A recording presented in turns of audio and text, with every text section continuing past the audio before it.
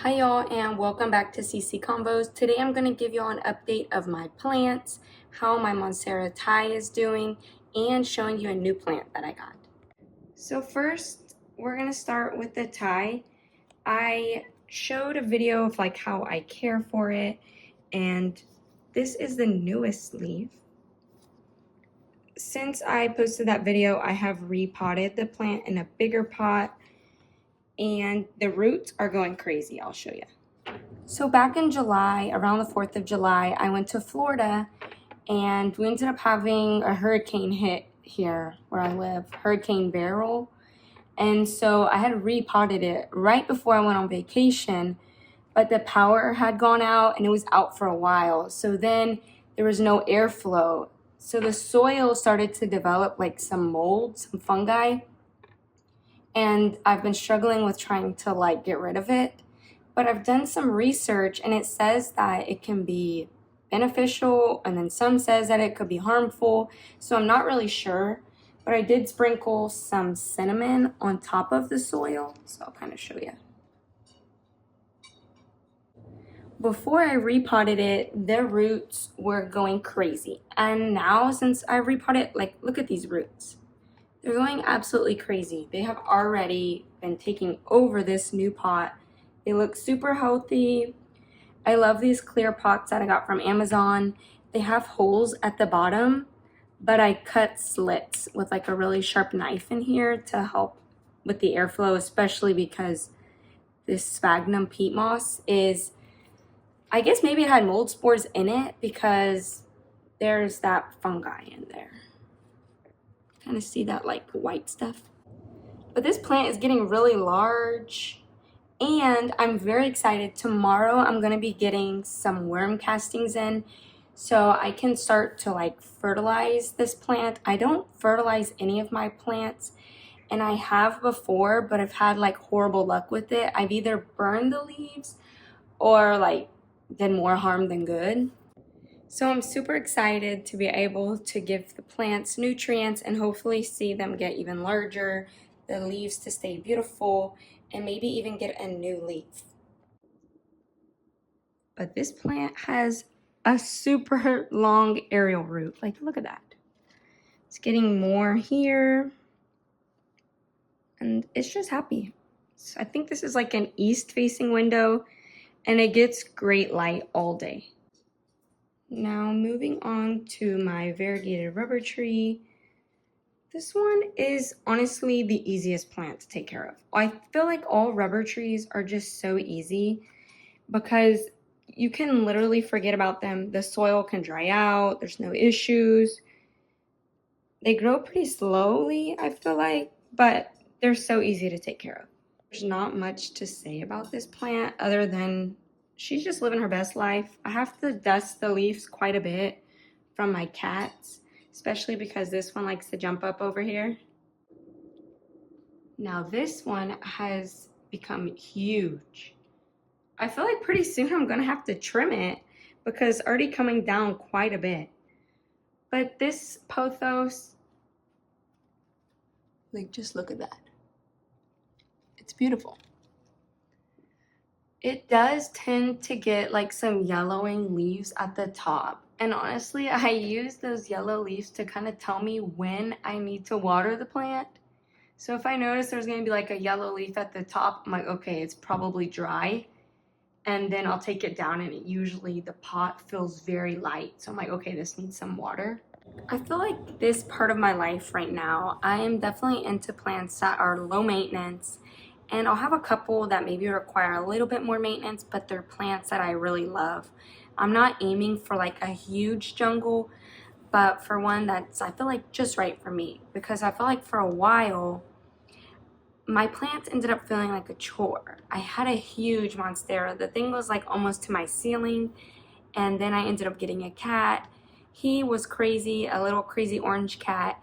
And he was jumping on it. He knocked it over a bunch of times. I put foil on it. That did not deter him.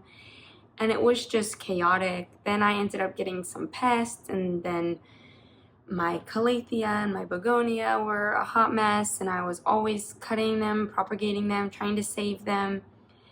And I was like, this is just too much. So I ended up being like, okay, I'm gonna start like propagating my plants and selling them. And I ended up like I had an Adansonia at the time, and my monstera Adansonii, I noticed that in my area, it sold really well. So I was constantly cutting it and selling it, just reusing like jars from the store, maybe like a pasta jar or something. So I ended up selling all of them until I ended up selling the whole plant. Now both of my cats are a little bit older and they've learned like don't mess with the plants, and I've learned some tips and tricks on how to keep them out of plants, and I made a short about it and it was really fast. Like it was hard to understand what I was saying on it, but that was right when I first started and I didn't know how to really use shorts and how to edit it, how to adjust the timing. So I want to make another video going more in depth about like how to keep cats away from your plants or how to keep them from messing with them. Now that my cats have learned and they're more mellow, I feel like now I can appreciate the hobby again, and I kind of have a different outlook and a different view on taking care of plants. Now I'm like not obsessing so much about like if there's pests on it or if they don't look perfect. And now I've been in this kind of habit of if the plant's not doing right, let me put it outside. And I'll put it on my patio and like it'll either live or it'll die, but it is kind of what it is, you know? Even sometimes a plant looks like it's dead, but then spring comes around and it pops back up. I'm trying to enjoy the hobby, have plants that are pretty low maintenance so that I can just enjoy the beauty of them, enjoy tending to them, but it not feeling like a chore. And I think sometimes when we have too much on our plate, like it can feel so overwhelming. And like now, like I work full time, I have 2 cats and plants. Sometimes that can be too much. So this is my ZZ plant, and it has just gotten so huge. This plant barely needs any water. Every once in a while, I'll just like spray it off with some water or something because it gets so dusty, especially with my cats. They love to like jump on here and go look out the window. Then this was a little project that I decided to do.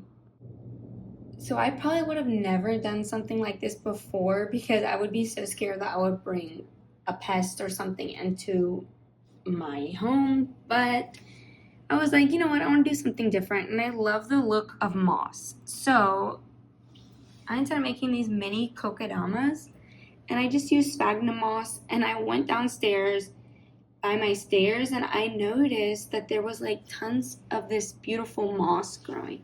So I ended up getting some, wrapped it around the sphagnum moss, and put some plants that were my propagations in it. So this was a Hoya that was propagating and a little pothos.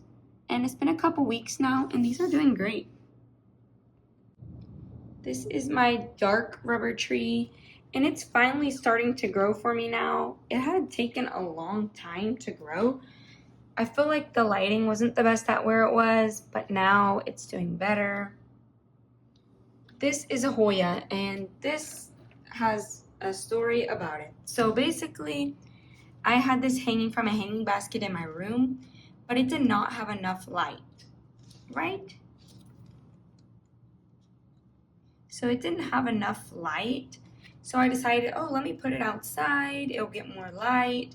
And maybe it needs more airflow to help the soil dry out faster.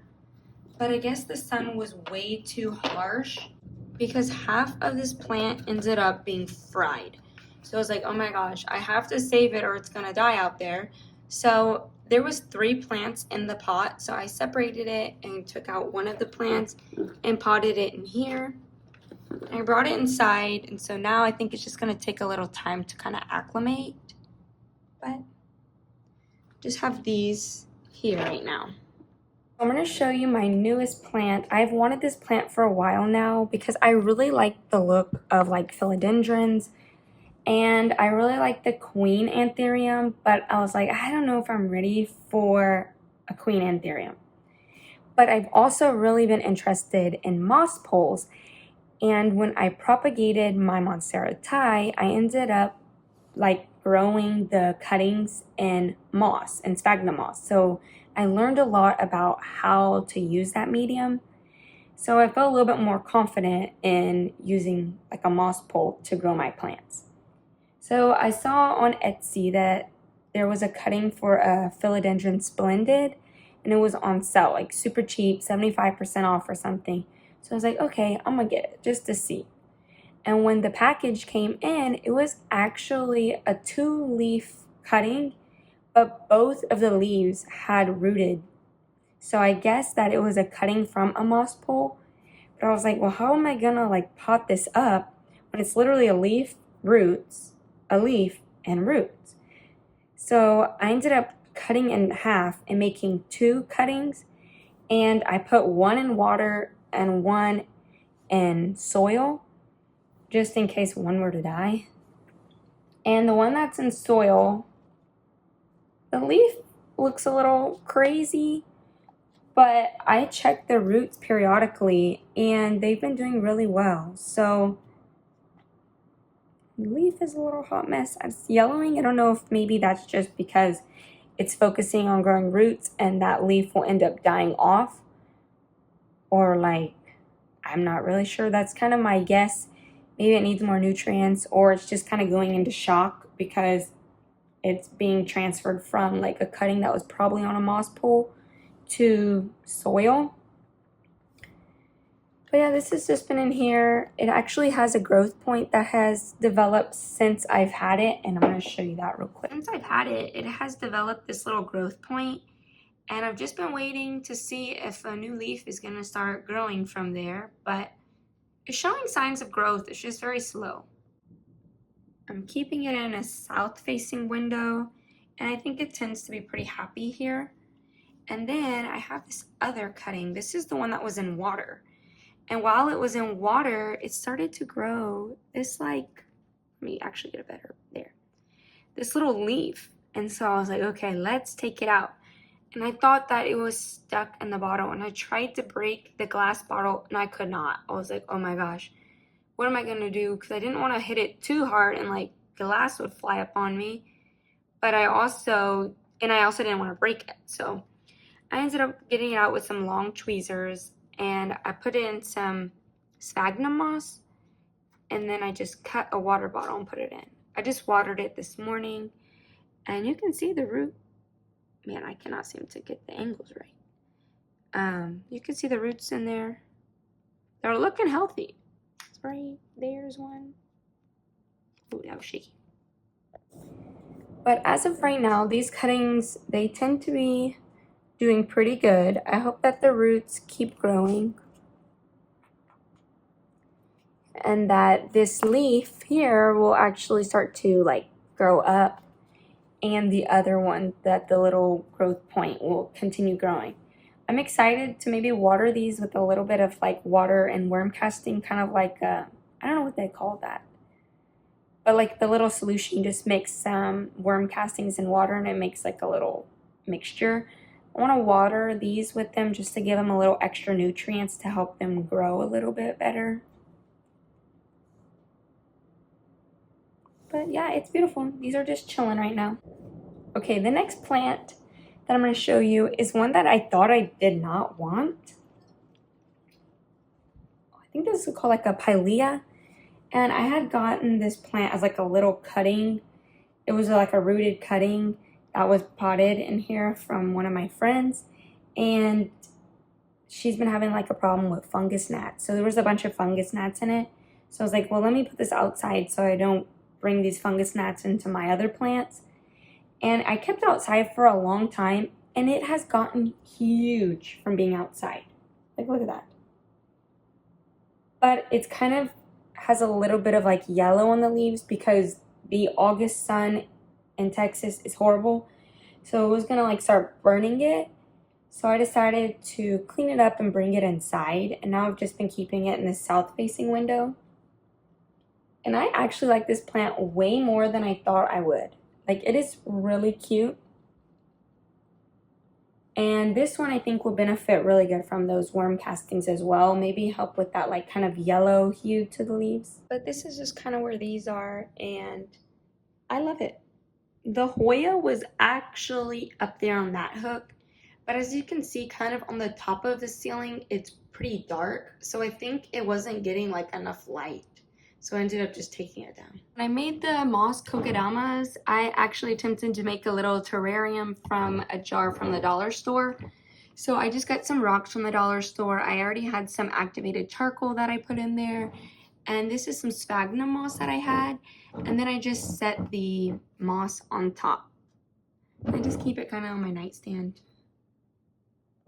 Thank you for watching, and I hope you enjoyed this video. This was just a pretty chill video, an update on my plants and showing you my new plant that I'm super excited about as I explore some new ways to grow plants. And I hope you follow me and follow this journey as we learn new things and grow plants together.